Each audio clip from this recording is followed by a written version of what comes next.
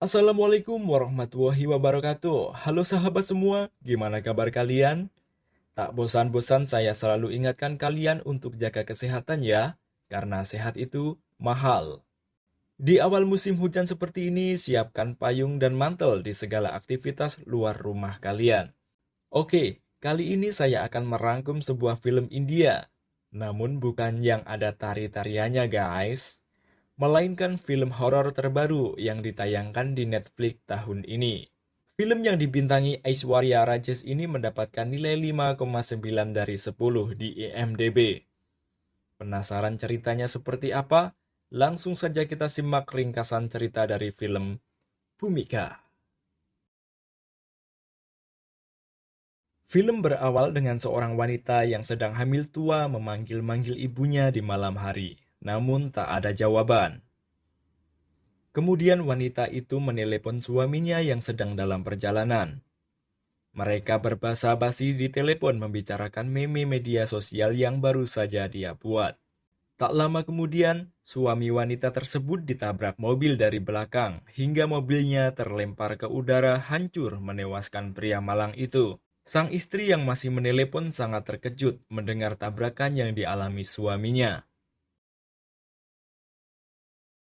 Scene selanjutnya berlatar di daerah Budumandu, Kabupaten Nilgiris. Seorang wanita yang bernama Samyukta yang berprofesi sebagai psikolog anak sedang memeriksa pasiennya. Sementara itu, anak Samyukta sendiri yang bernama Sidu dan penyandang autis juga sedang belajar bicara dengan seorang dokter. Kemudian suami Samyukta yang bernama Gautam menjemput temannya yang bernama Gayatri yang sudah menunggu di tepi jalan. Dia juga menjemput adiknya yang bernama Aditi dan juga sudah menunggu di tepi jalan. Gautam merupakan seorang kontraktor dan Gayatri seorang arsitek. Mereka melakukan perjalanan menuju tengah hutan terpencil untuk melakukan survei lokasi pembangunan villa mewah di tengah hutan. Tak lupa Gautam mengajak istri dan anaknya bersama mereka. Dalam perjalanan, Gautam berhenti sebentar untuk menerima telepon dari rekannya. Kemudian dia menghampiri seorang pria yang bernama Darman yang menjadi penjaga tempat tersebut. Setelah sampai di tujuan, ditunjukkan pemandangan yang sangat memukau. Mereka turun tepat di depan bangunan yang sudah terbengkalai 10 tahun. Lalu mereka masuk di dalam rumah besar tersebut.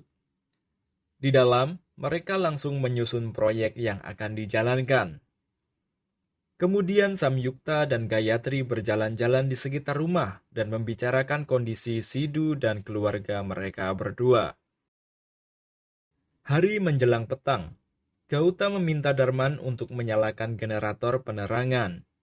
Setelah itu, Darman ikut pergi bersama Gautam untuk membeli onderdel generator yang rusak. Dan malam pun tiba. Aditi menghampiri Gayatri yang sedang bertukar pesan dengan teman lamanya, Krishna. Aditi menyuruh Gayatri untuk meminta foto terbaru Krishna. Gayatri pun setuju. Namun dia akan mengirimkan foto mereka berdua terlebih dahulu untuk Krishna. Kemudian Krishna membalas bahwa fotonya sudah ada di ponsel Gayatri. Gayatri pun memeriksa galeri ponselnya. Lalu Krishna kembali membalas bahwa fotonya berada di foto yang barusan mereka ambil. Mereka pun terheran dan ketakutan. Kemudian Aditi memeriksa foto itu dan langsung membanting HP Gayatri. Kemudian Samyukta menghampiri mereka dan mereka mengatakan apa yang terjadi. Namun Samyukta tak percaya dan menganggap itu hanya ilusi optik belaka. Selanjutnya Gautam pulang ke rumah dan mengabarkan bahwa Krishna meninggal tadi malam. Krishna adalah teman Gautam yang kecelakaan di scene awal ya kawan. Mendengar hal itu, Gayatri terkejut karena Krishna mengirimi SMS 1 jam yang lalu. Aditi pun semakin ketakutan. Namun Gautam tak percaya karena di tempat itu tidak ada jaringan telepon. Kemudian saat Gautam akan naik tangga, tiba-tiba dia mendengar HP berbunyi. Dia meminta agar Gayatri mematikan ponselnya. Selanjutnya saat makan malam, HP Gayatri kembali berbunyi. Lalu Gautam menyuruh Gayatri kembali mematikan ponselnya. Lalu Gayatri menunjukkan baterai ponselnya yang sudah dia lepas. Kali ini Gautam merasa heran dan langsung naik ke lantai atas. Saat dia akan mengambil handphone yang menyala, tiba-tiba lampu padam. Aditi berteriak ketakutan. Lalu Gautam kembali turun dengan membawa lampu cas menuju ruang makan. Selanjutnya Samyukta mengajak Gautam bicara agar mau diajak pergi. Namun Gautam sudah terlanjur berjanji pada rekannya akan mengajukan rencana proyek dalam 2 hari. Kemudian Samyukta menjelaskan pada suaminya jika ketakutan bisa mendorong pada hal ekstrim dan Gautam akhirnya setuju. Gautam mempersiapkan mobilnya, namun setelah mereka semua naik, tiba-tiba mobil mereka tak dapat dijalankan. Lalu Gautam kembali masuk ke rumah mencoba menelepon bantuan, namun juga tak bisa. Kemudian Gautam meminta istrinya untuk berbicara pada Aditi dan Gayatri agar mau kembali masuk ke dalam rumah. Namun Aditi ngotot tak mau masuk ke rumah. Gautam, Gayatri, dan Samyukta membahas kejadian yang mereka alami. Sedangkan Aditi masih menunggu di luar. Kemudian dia ikut bergabung dengan teman-temannya. Lalu Gayatri kembali membaca pesan yang dia terima, di mana pesan tersebut berbunyi, Misteri Sekolah Mount Rosyard. Kemudian Gayatri mengatakan jika kejadian heboh itu terjadi 8-10 tahun yang lalu. Lalu Gautam menanyakan letak sekolah itu pada Gayatri, tapi dia tak tahu. Gayatri menanyakan hubungan Krishna dengan proyek mereka pada Gautam. Gautam bilang tidak ada. Mereka pun berpikir dan mencari jawaban atas masalah itu. Lalu Samyukta mengatakan jika jawabannya ada di perpustakaan sekolah. Kemudian Gautam pergi ke perpustakaan tersebut, sedangkan Aditi memilih pergi dari rumah menyeramkan itu. Dia berjalan dengan rasa takut yang teramat dalam. Sementara itu, Gautam kembali dengan membawa beberapa majalah. Setelah keluar dari pagar, Aditi dihadang oleh beberapa anjing liar. Dia pun berlari, namun kakinya tergigit anjing-anjing itu. Lalu dia ditolong oleh Darman dan kemudian dihampiri oleh Gautam. Dan mereka membawa Aditi masuk ke rumah dan mengobati luka Aditi. Lalu Gayatri menunjukkan halaman majalah yang membahas tentang insiden Rosyard telah hilang. Dia menduga jika ada orang yang sengaja merobeknya. Aditi terus menangis kesakitan dan ketakutan. Lalu Samyukta membawa Sidhu ke kamarnya. Gautam mengambil HP Gayatri secara diam-diam. Lalu dia menunjukkan sesuatu pada Gayatri dan Samyukta apa yang ada di foto yang diambil Gayatri. Ya, di situ ada gambar Krishna di sebelah Aditi dan Gayatri. Kemudian Gautam berbicara pada Gayatri bahwa ada satu petunjuk. Ada seorang gadis usia 15 tahun yang bernama Bhumika. Dia pun mencari nama Bhumika di daftar nama siswa, akan tetapi ia tak menemukannya. Lalu mereka menghampiri Samyukta yang sedang membaca pesan-pesan dari Bhumika. Dengan melihat cara dia menulis pesan, Samyukta menduga dia bukanlah gadis yang normal. Kemudian Samyukta mencoba memulihkan kepercayaan diri Bhumika. Namun suaminya malah sedikit bercanda dengan mengatakan bahwa dia adalah psikolog pertama yang bergelut di dunia psikoanalisis hantu. Hehehe.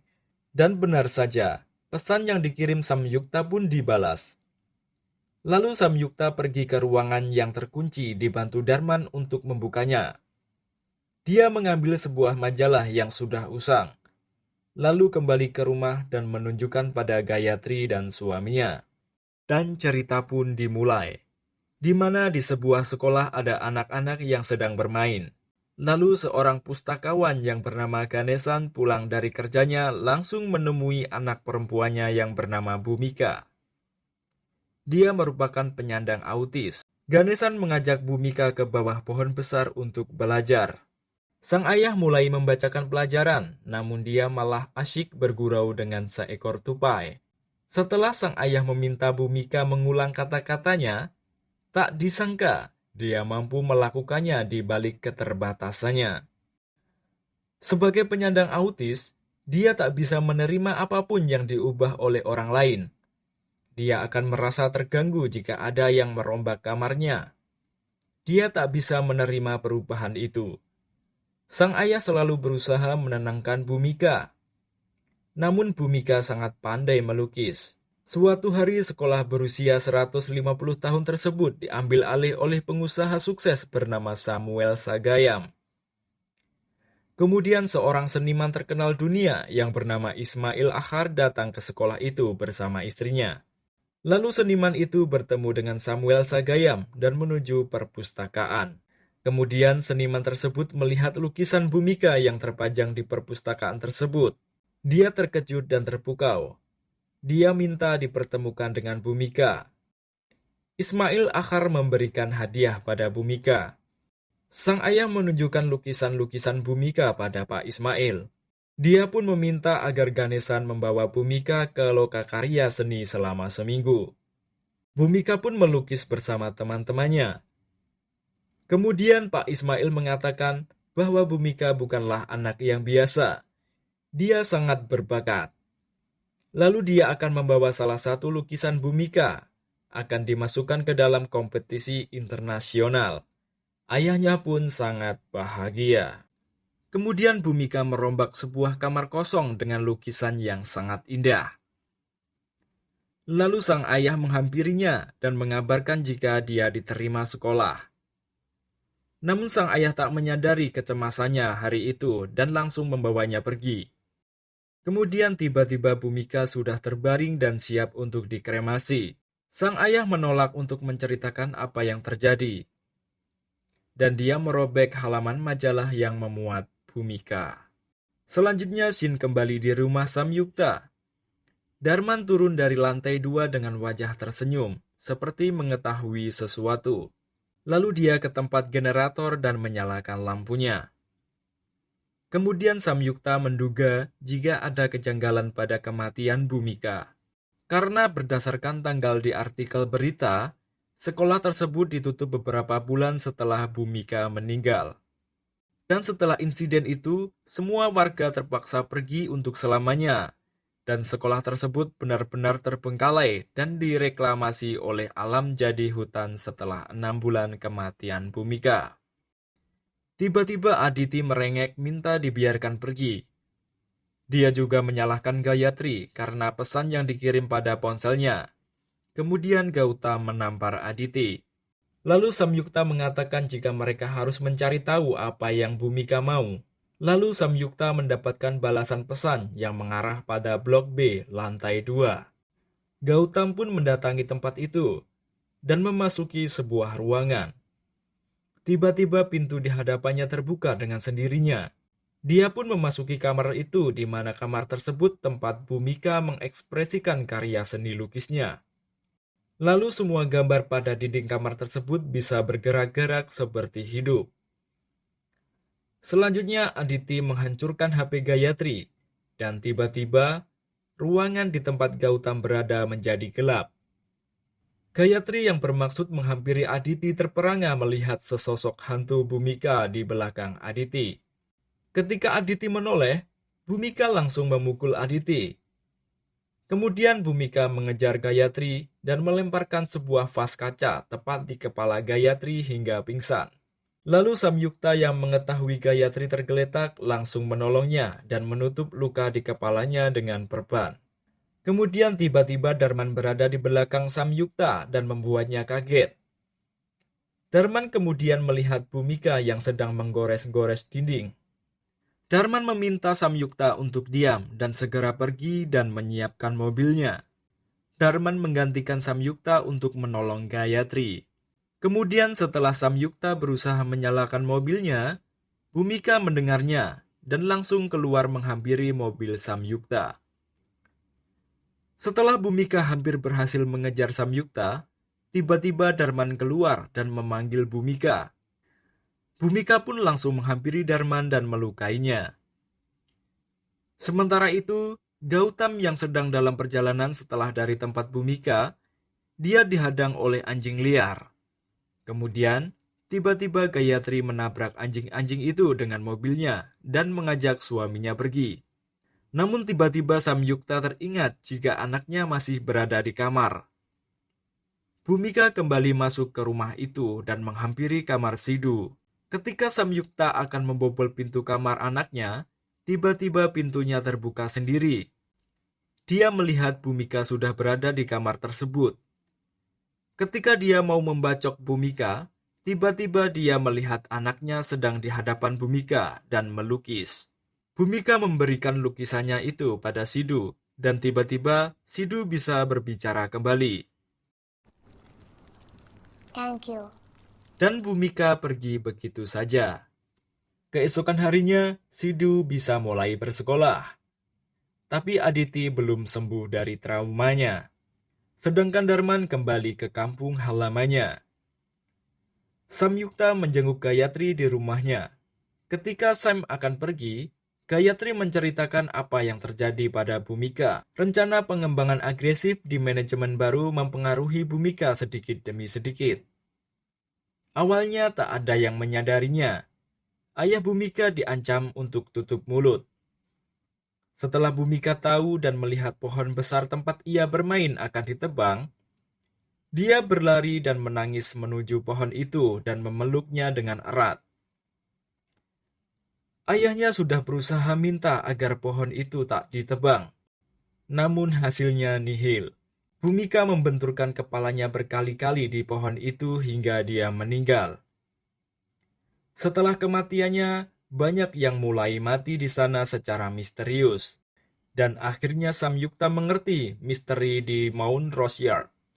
Bhumika hanya membunuh orang-orang yang terlibat dalam pembangunan. Bhumika mati demi menyelamatkan sebatang pohon, menjaga tempat itu aman selama 8 tahun, dan memulihkan keseimbangan ekologi. Dia tak akan membiarkan siapapun yang mengganggu tempat itu. Lalu Sam pergi dengan terburu-buru.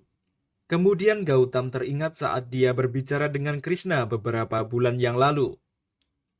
Krishna memaksa Gautam menjalankan proyek tersebut dan mengambil keuntungan, dan meminta Gautam memeriksa lahannya. Lalu Gautam mulai menjalankan ritual sebelum mengerjakan proyeknya. Setelah itu dia masuk ruangan Bhumika melukis, dan menteri rekan Gautam sudah tewas. Sam terburu-buru menyusul suaminya. Saat dia sampai di depan pintu kamar di mana Gautam berada, tiba-tiba pintu tertutup. Bhumika berteriak.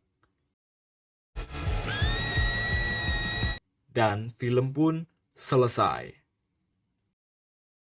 Terima kasih sahabat karena kalian sudah sudi melihat video saya. Semoga terhibur ya. Saya akhiri. Wassalamualaikum warahmatullahi wabarakatuh.